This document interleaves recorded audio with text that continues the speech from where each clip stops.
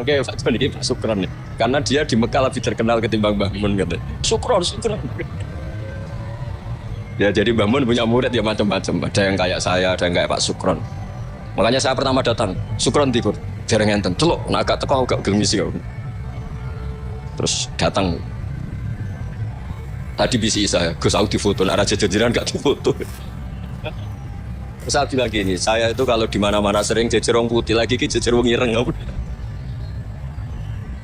Semoga ini kafarohnya saya jejer wong putih-putih. Allahumma sholli wa sallim ala habibika Mustafa Muhammadin wa ala alihi wa sahbihi asma'in nama ba'du. Ingkang sangat kula hormati Kiai Haji Rosyid bin Abdul Ubab bin Maimun Zubair. Seteng mriki wonten kanca-kanca alumni, wonten Kiai Manan, wonten Kiai Sulkhan, wonten Pak Sukron, Pak Mukhlisin, sedanten Kiai Abdul Jalil, Kiai Muslihan, wonten Gus Sobah, sedanten ingkang kula hormati.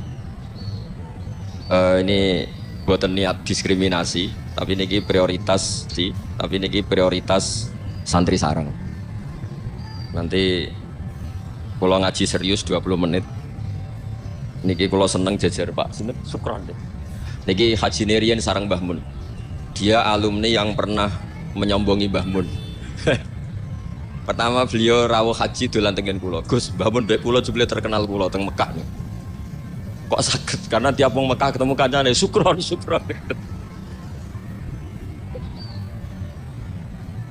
Dan itu beliau matur ke Mbah Mun. Mbah, kula tuh mriki terkenal banget. Kok iso Kron? Yang mulai Sukron. Ini alumni yang luar biasa nih. Kakak kelas kula 2 kelas. Niki kayak kanca kula, nggih musuh kula. Tapi nak tengah akhirat pun boten wani musuhi kula, pun benten kelas. Mergi kula digiring kalian tiang-tiang sing hafal Quran, ya mbake wis sing hafal jurunya.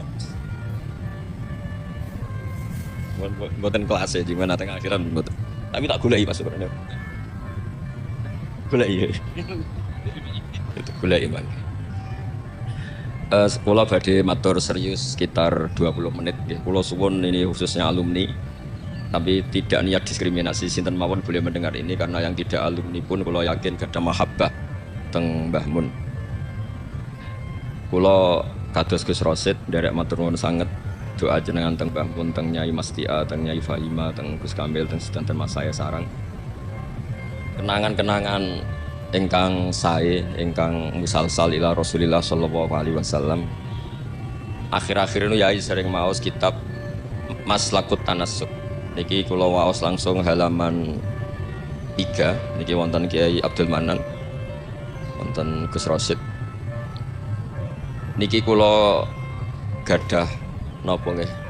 Gadah unek-unek, gadah karep supados apa yang ditanamkan Mbah Mun itu jangan sampai diriwayatkan kilan al-qila wal qol, tapi sampai pada titik mudawwan dibukukan. Saya berkali-kali dapat sanad ini dan itu tidak hanya saya, semua alumni sarang. Bukan hanya alumni Anwar saja, juga semua alumni sarang karena tergabung di Madrasah Ghazaliyah. Mbah Mun ketika haji tahun 1421 dan 1422 Hijriah. Iku beliau ngendikan dalam halaman 3 niku wa qatin toba'a fi qalbi mimma fihi al-atharu thayyibah fi nafsi. Maka nafil marrati tsaniyah bima fihi min takhmidil ainain. Wa mattu fiha ainayya wa qultu la ilaha illallah wa fi akhiril karat Muhammadur Rasulullah. Terus beliau ditalkin dzikir sama Sayyid Muhammad di tahun 1422. Kemudian kitab ini dikarang, kula balen malih, kitab ini dikarang. Beliau hanya punya harapan dan itu dikarang tahun 1422 sasampunipun haji. Beliau wafat 1440. Dados terpaut pinten tahun niku? 8 tahun nggih. Pinten 18 ya? 18 tahun. Niki kula waos nggih, betapa yang diinginkan beliau itu kesampaian. Dari tahun pinten 1422 20 sama 21 ya sama 22 terus beliau wafat 1440 terpaut pinten 18 ya 18 tahun. Beliau ngendikan kula maknani nggih. Niki yang sakral 20 menit. Asal Maulal Karim teng halaman 17. Saya tadi hanya sengaja bawa 7 itu angka kesayangan Mbah Mun karena ngikuti Quran dan hadis selalu pakai simbol angka 7. Asal Maulal Karim. Asa menawa-menawa sapa al Maulal Karim, Allah zat sing lomo iku ayasma'a. Menawa-menawa ayasma'a yen to ngumpulna sapa Allah taala, yen to ngumpulna sapa Allah taala nafsi ma'a hamalatil ilm. Di saya ngarang ini semoga Allah mengumpulkan saya kata Mbah Mun ma'a hamalatil ilmi sertane wong-wong sing gawa ilmu min ulama'i hadhil ummah. Saking ulama'i hadhil ummah. Wabil akhossi lan klan khusus ulama ahlil bait. Utawa ulama ahlil baiti ayyas ma'a nafsi ma'a ulama ahlil bait. Jadi keinginan beliau saya ngikuti talqin ini, saya mengarang sanad ini, saya mengijazahkan sanad ini. Jadi memang beliau menulis itu 3 kali, mengabadikan, mengijazahkan, talqinu dzikri. Kemudian berharap itu manfaat dan keinginan beliau, saya ingin kumpul ulama hadhil ummah wabil akhos ulama ahlil bait. Yaitu ulama-ulama ahli bait Rasulullah sallallahu alaihi wasallam alladzina rupane wong akeh khassa kang nertemtokno hum alladzina sapa Allah taala bi khassa iso kelan pira-pira kekhususan la ya alamu kang ora mirsani azamataha ing keutamaane khassa sapa illallah taala sapa Allah taala. Dados keinginan beliau 18 tahun yang lalu itu tercapai juga tidak sekedar maknawiyah saja tapi secara jusmaniyah. Kalau secara maknawiyah tentu Mbah Mun itu sangat dekat dengan ulama ahlil bait maupun yang tidak ahlil bait, yaitu ngurmat santri, nasrul ilmi, tarbiyah dan seterusnya. Tapi Allah nuruti beliau tidak sekedar maknawiyah sampai secara apa? Jusmaniyah. Karena makam beliau di Ma'lah bukan sekedar Ma'lah tapi benar-benar Ma'lah yang dekat Sayyidah Khadijah. Agak ke bawah ada Sayyid Muhammad, Sayyid Alawi, Sayyid Abbas. Agak bawahnya lagi Syekh Nawawi Banten. Terus agak samping ke kanan kalau dari arah Masjid Haram itu di situ ada Dorif atau makamnya Syekhina Ki Haji Maimun Zubair. Jadi jam'unya itu jam'un rohaniyatan wa jam'un apa? Jusmaniyah. Jadi ini ijazah ini berkali-kali dijazahkan Mbah Mun. Tapi mungkin sebagian alumni tidak baca, nanti lo potongannya itu buatan moco. Dan ini kalau bantu Kulo yakin, hakul yakin dan suul yakin Pak Sukron niki maca napa niki. Duwene kitab nggih mriki kula sukani, Pak. Seniki mun innalillahi wa inna ilaihi rajiun. Nang ndi ngaku muridé Mbah Mun ngarang apa? Bagus. Aku rong tuku jare. Tapi niki penting kula aturaken ulama, saya berkali-kali bilang kenangan dari Rasulullah sallallahu alaihi wasallam itu harus ditulis. Karena hanya dengan ditulis ilmu itu abadi. Nggak boleh riwayat itu hanya berdasar karena kamu hafalan bundobit itu terus tidak nulis, tidak boleh. Kita itu punya pengalaman buruk dan itu eman betul. Gini ku fiqhul Les bin Sa'ad. Al-Les afqahu min Malik, Dawi Imam Syafi'i. Al-Les afqahu min Malik. Illa anna ashabahu dayya'uhu, kata Imam Syafi'i. Les itu orang paling alim, alimu Misra, faqihu Misra. Itu kalau debat sama Imam Malik itu berjilid-jilid. Tapi ashabu Malik itu lebih peduli terhadap pikiran-pikirannya Imam Malik. Sementara ashabul Les itu enggak. Sehingga enggak ada madhabnya hilang. Jadi nasib ulama yang madhabnya hilang itu Les bin Sa'ad. Kemudian Sufyan bin Uyainah, ini semua gurunya Imam Malik. Sufyan As-Tsauri juga gurunya Imam Malik, gurunya Imam Syafi'i. Nanti nasibnya Mbah Mun kalau tidak ada yang mentadwin, membukukan, akan seperti itu. Karena orang akan menafsirkan tidak dengan panduan guru-gurunya ila Rasulullah sallallahu alaihi wasallam. Sehingga Habib Salim Asy-Syatiri itu punya karangan ya tentang tafsir, namanya An-Nafahat Al-Haramiyah atau Al-Fawaid Asy-Syatiriyah. Kalau ada kitab sekitar 2 jilid. Mbah Mun itu dulu ngajar kita Faidul Khabir fi ulumil Quran, fi ulumit tafsir. Rian ngajar seminggu 2 kali di MGS. Ini Pak Sukron ya termasuk alumni MGS, berarti pernah sekolah berapa kali diulang Mbah Mun? Seminggu. Eling seminggu 2 kali. Tak kok hatam enggak, ya boleh. Jujur itu baik. Jujur itu baik. Nah, barokahnya mudawan. Saya beri contoh satu, betapa resikonya andekan ilmu itu tidak mudawan. Ya kayak Khawarij itu. Khawarij itu orang yang ibadahnya khusyuk, tapi itu kecelakaan bagi sejarah umat. Sampai Nabi ngendikan syarru hadil ummah al-khawarij syarrul khalqi wal khaliqah. Orang khawarij itu buruk-buruknya makhluk ini Kak, sabda Rasulullah sallallahu alaihi wasallam. Karena orang khawarij itu menganalisis nubuwah itu dengan pikirannya sendiri.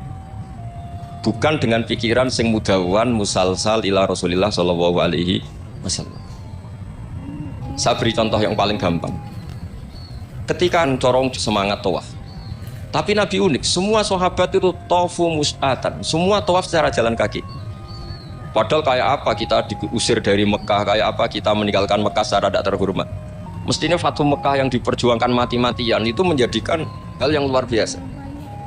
Dan kita punya kaidah al-ajur bi qadrit ta'ab, bahwa pahala itu sesuai tingkat kesulitan. Tapi Nabi itu unik, semua sahabat itu tawaf jalan, tapi Nabi itu tawaf rakiban. Nabi dengan santainya naik unta, kemudian beliau tawaf. Itu andai kan tidak ditadwin, tidak dibukukan oleh ulama-ulama, termasuk Imam Nawawi yang ngarang Majmu', maka orang Khawarij atau yang sejenisnya, nggak usah diterjemah garis keras atau garis apa nanti sensitif, pokoknya Khawarij dan sejenisnya. Dan itu di Mekah, jadi kamu jangan ngait-ngaitkan dengan Indonesia. Itu mesti menafsirkan kok enak Nabi lengas-lengas numpak unta sing liyane mlaku. Tapi barokahnya tafsiran ulama itu dibukukan. Nabi yang saat itu tawaf rakiban, ya Nabi yang saat itu tawaf secara berkendara, itu afdolu mungkin bi alfi fadilatin sampai ila malani hayatallah daripada yang tawaf masyiyat. Karena yang tawaf berjalan itu hanya melakukan satu kaidah bahwa al ajru bi qadrit. Tapi itu punya resiko fikih jangka panjang. Andai kan Nabi ikut tawaf jalan, maka akan dianggap syarat sahnya tawaf harus berjalan. Dan itu kita kesulitan ketika kita setengah lumpuh, setengah sakit. Lalu kalau kita pakai kursi roda, pakai skuter, dalilnya apa? Barokahnya Nabi tawaf rakiban, maka ada solusi, ada referensi kalau kita tawaf tidak masyian, yaitu dengan cara naik kursi roda dan yang lain-lain. Maka ketika Imam Nawawi, maka yang dilakukan Nabi itu fardun alaihi. Nabi melakukan itu harus. Karena Nabi harus menjelaskan ke umat bahwa tidak termasuk syarat sahnya tawaf adalah secara berjalan, tapi naik juga boleh. Itu andaikan tidak ditadwin oleh ulama, maka pikiran ini tidak sampai kita. Dan kita rodok-rodok Khawarij, kok enak Nabi. Padahal Nabi pas itu ya sehat. Nah sama. Ketika Mbah Mun ngersakno Gus Yasin jadi wakil gubernur, juga abahnya Gus Rosid ini Gus Subab kerso jadi DPR RI, Gus Kamil ya ketua DPR Rembang. Itu maka menjadi fikih bahwa ulama itu tidak harus berhadapan-hadapan dengan negara. Buktinya orang sekali berbah Mun, putrane diminta disuruh mengkhidmati negara. Sehingga harus menjadi tradisi besar bahwa ulama dan umara tidak harus berbenturan.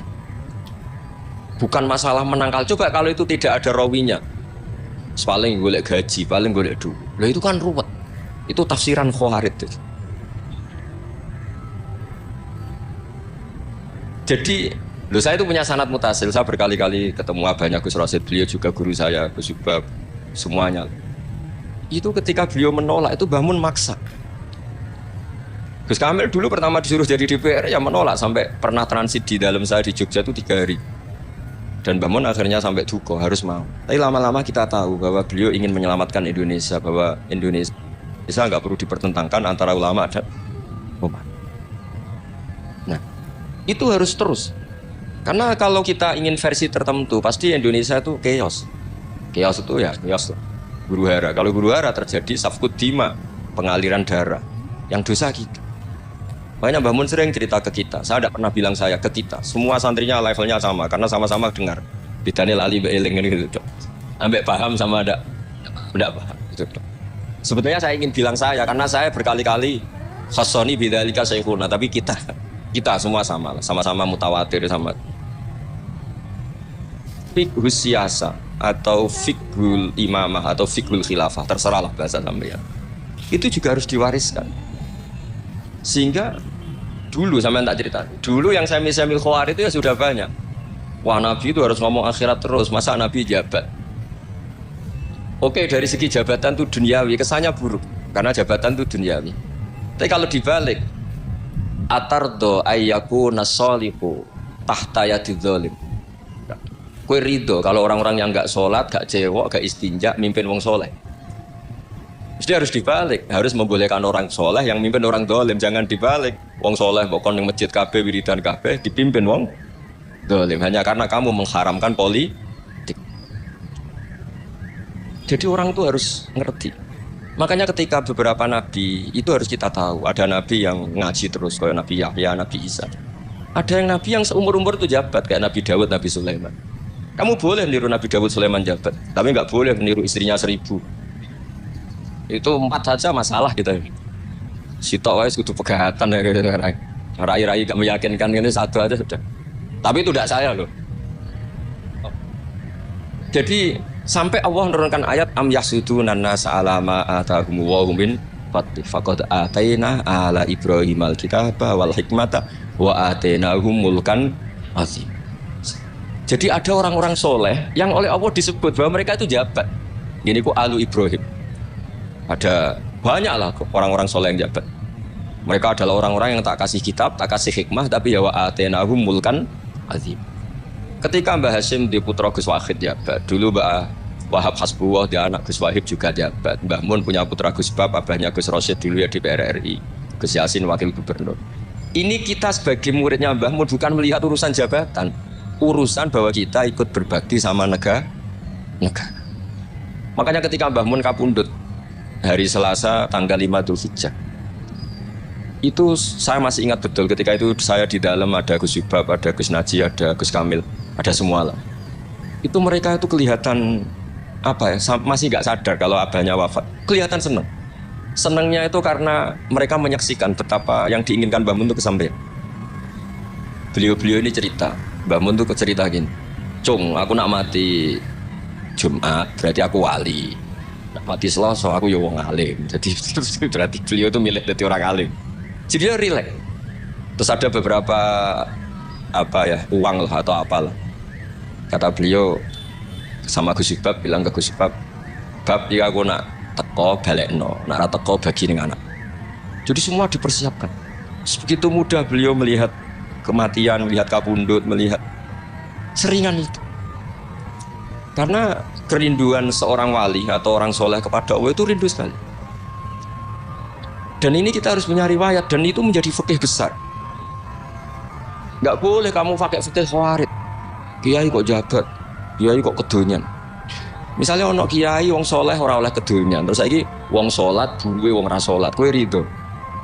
Wong salat buruwe wong ora salat. Mergo sing salat kok kon melarat. Dadi nak fikih ojo fikih khawarij. Fikih sing bener maca majmu', nak ora iso maca jerone maca judule. Ya terang. Oke, Pak Joni Pak Sukron nih. Karena dia di Mekah lebih terkenal ketimbang Mbah Mun katanya. Sukron. Ya jadi Mbah Mun punya murid ya macam-macam. Ada yang kayak saya, ada yang kayak Pak Sukron. Makanya saya pertama datang, Sukron dikur, jarang enten. Celuk, nak agak teko agak gelem isi. Terus datang. Tadi bisi saya, Gus Au di foto, nak raja jajaran enggak di foto. Saya bilang gini, saya itu kalau di mana-mana sering jejer wong putih, lagi ki jejer wong ireng. Semoga ini kafarohnya saya jejer wong putih-putih. Jadi saya teruskan lagi ya. Harus selalu ada riwayat. Makanya saya alhamdulillah pernah diminta Gus Subab itu ya guru saya, beliau baca manhajnya fikihnya Mbah Mun di acara kesekian harinya Mbah Mun wafat. Karena saya masih ingat betul ketika di Medina saya sering digandeng Mbah Mun. Hak Sholahuddin Al-Ayyubi nganti pintere ngono iku jarene mergo murid Imam Ghazali. Tapi jarene hak muridé ibu putu murid. Terus saya bilang putu murid ya impun nate kula hitung nak murid mboten pas. Mboten tok waktu. Ya yes, putu murid. Karena saya pernah di masjidnya Sholahuddin Al-Ayyubi di mimbarnya. Itu futuhatnya itu sekitar 815. Jadi kalau tak hitung Imam Ghazali lahir 410, 450, wafat 505. kayaknya bukan menang. Oh ya, senang putu murid. Itu beliau punya konsep mengalahkan pasukan salib. Itu yang dipakai itu kitab Ihya.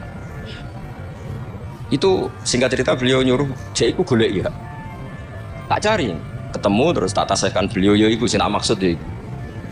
Itu Imam Ghazali begitu fasih cerita tentang penyusunan kekuatan. Dan itu logikanya sederhana sekali dari sesuatu yang jibillah, yang normal. Misalnya begini ya, al-insan abdul ihsan. Bahwa manusia itu pasti menjadi budaknya kebaikan.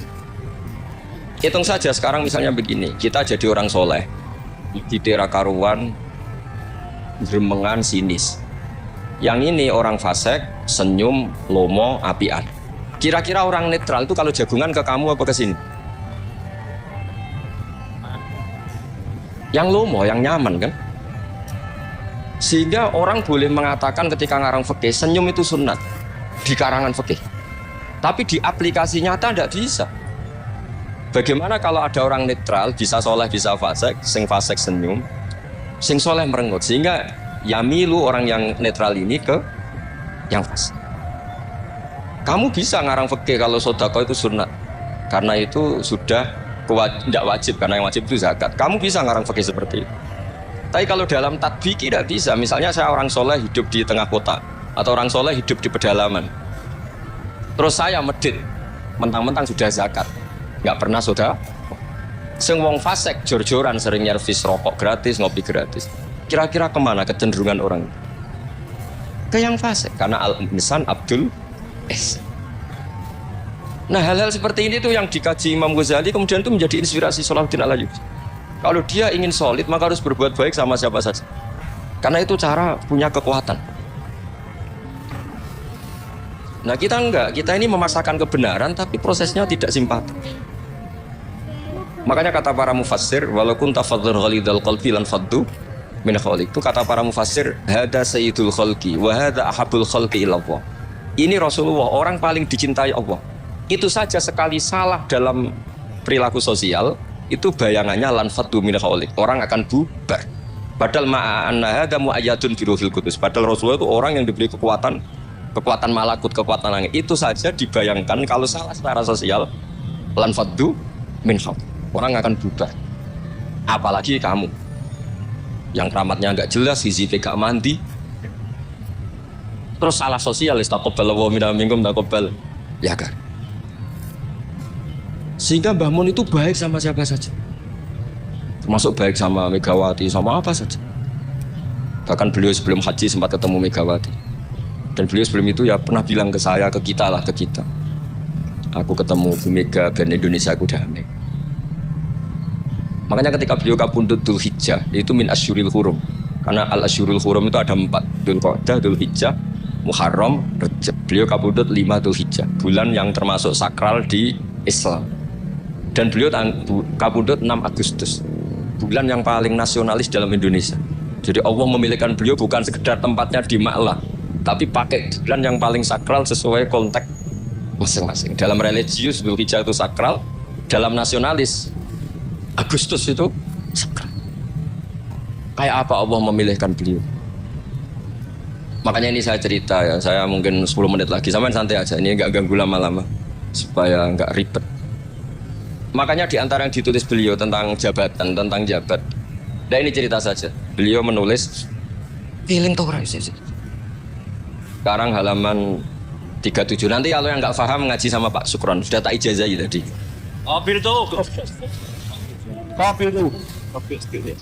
Jadi nanti yang nggak paham, iya itu nanti. Kau cobain. Apa? Kau jalur deh. Kalau di jalur Melayu sudah. Sakit. Sah. Ini konco kula mulai teng sarang ngantos nanti betul-betul tegen kula tanggal 3 Syawal. Ini Pak Sukron nih. Gus, gue nak jadi kiai jogeman kayak aku. Kira apa? Ceritanya gini Gus Rosid, dia itu kiai, mungkin kiai debutan. Dia dengan santainya cerita, man soma Ramadan summa atba'ahu sitan min Syawal faka nama somat daro kul. Jadi puasa Ramadan kemudian puasa 6 hari Syawal, maka seakan-akan puasa setahun. Singkat itu ada orang lugu puasa tanggal 2 Syawal puasa. Soan Pak Sukron pas kiai ini rokok. Terus kata orang lugu tadi, "Getun Pak aku anu jeneng." Jebule jenengan gak poso. Terus saya bilang, lah opo ke dalil kono barang iku lah opo? Dalil liyane ya kena. Tapi itu kearifan, menurut saya dia cerita itu kearifan, maka ini warning ya. Siapapun yang ngiyai jangan dalil sesuatu sing ra iso nglakoni.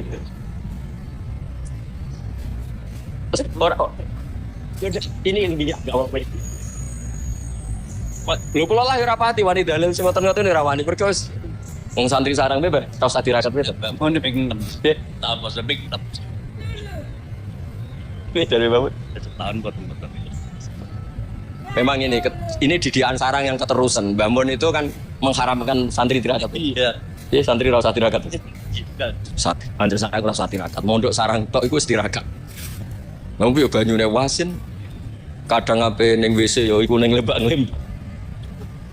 Wis banyu asin gone sesekan ra di dhuweke wis suwara tenan sing ngono. Jadi ra usah tirakat iku wis tirakat. Jadi saya ulang lagi ya. Al-fiqhu, fikih itu harus mudawwan. Saya yang sudah kecelok alim saja itu sering nggak tahu kalau itu tidak ditulis oleh ulama-ulama kita. Kayak tadi, kenapa Nabi tofa rokiban? Padahal Nabi juga yang mengajari al-ajru bi qadrit.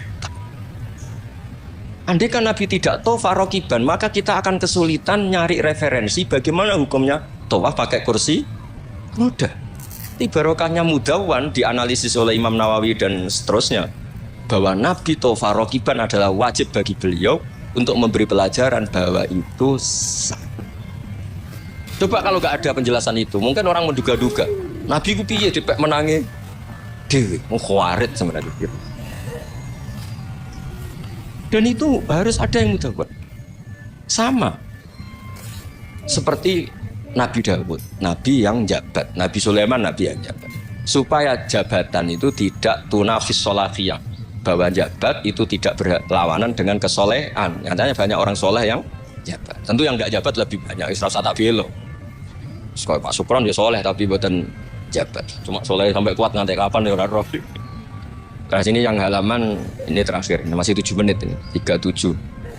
Wal mamlakatani al-ukhrayani allatani mazalata qaimataini ilal yaumani al-mamlakatal hasyimiyah al-urduniyah wa mamlakatal maghrib tawallahuma al-hasaniyuna aidan.